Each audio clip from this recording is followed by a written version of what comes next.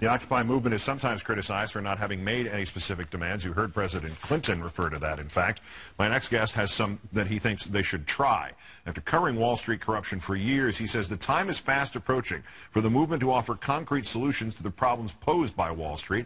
They include breaking up the monopolies, pay for your own bailouts, no money for private lobbying, tax the hedge fund gamblers, and change the way bankers get paid.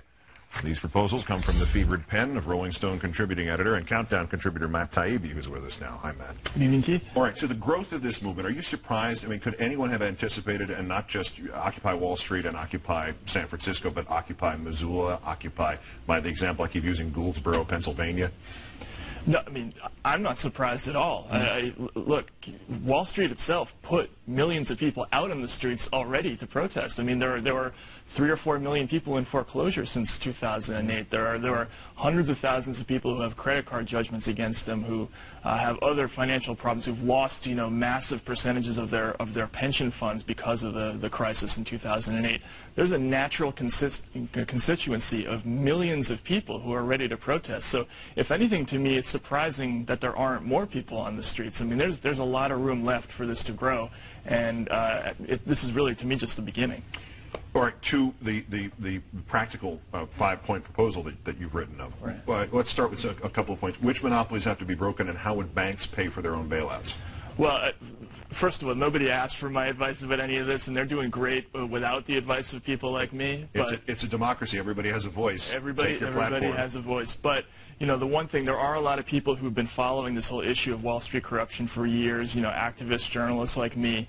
And, there's a small community of those people, and we've kind of been talking amongst each other for the last few weeks or so, trying to think about what would the demands be, what would a good demand be when it came time to make one. And the one thing that everybody can agree on is you have to break up the too big to fail companies. You got to go in and get rid of those companies because they're above the law and above the market. They have the implicit support of the United States government, which is a disastrous, deadly situation for everybody. So that's thing one. I mean, and that's something they could actually get too. That's something that's what I think a lot of these protesters don't realize. A movement to what Congress in our America of 2011 would ever approve that? They would be kidnapped, and you'd never find the bodies. They'd be kidnapped by their corporate owners. I know that's true. It does sound outlandish. The people that would be appointed to replace them would pass this? But, there was an amendment during the Dodd-Frank bill, the Brown-Kaufman amendment, to break up these companies that got 33 votes in the Senate. I mean, 33 isn't 50, 33 isn't 55. But there's everybody in Washington understands that these companies are a problem. Obviously they have an enormous amount of political power, so actually breaking them up is a huge practical problem. But there's support there. If there was big enough show of force in the streets, commensurate, for instance, with the Tea Party, I think they would have a chance of starting it back in the other direction. Well, given how the American political system essentially folded in the sight of a few hundred people at a time wearing funny hats, right. you may have an actual point. The one advantage of a weak-limbed, jelly-spined political system is that you can scare it from either direction. It doesn't have to just be from a conservative or pro-corporate one. Absolutely, absolutely, and it has the additional advantage of being the right thing to do. I mean, I think obviously that's not usually a motivating factor for our Congress, but when the chips are down, that does tend to be a slight motivating factor in one direction or another. Don't the banks have to decide how the bankers get paid?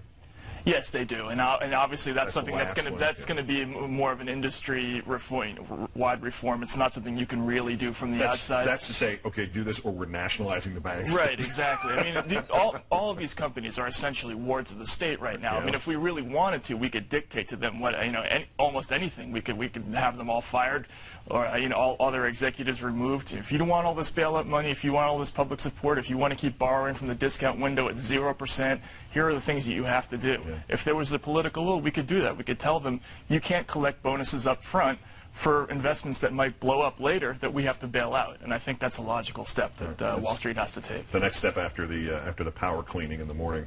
Countdown contributor and Rolling Stone contributing editor Matt Taibbi. Thanks as always, Matt. Thank you, Keith. 27 days old and twice as popular as it is unpopular. 27 days old and twice as popular as the Tea Party. Polling on Occupy Wall Street. And then Tom Morello coming up.